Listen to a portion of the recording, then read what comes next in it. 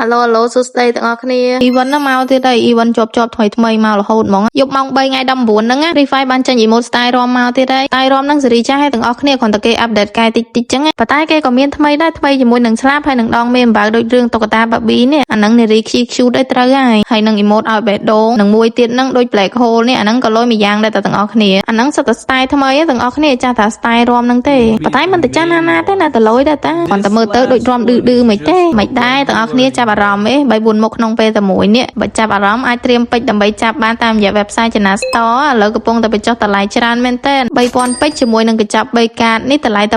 939ទេទាំងអស់គ្នាអាហ្នឹងក្លែមបានមួយខែពេញវាភីកដាលក៏ថោកដែរតាមរៀល55ទេអាហ្នឹងសរុបទៅបាន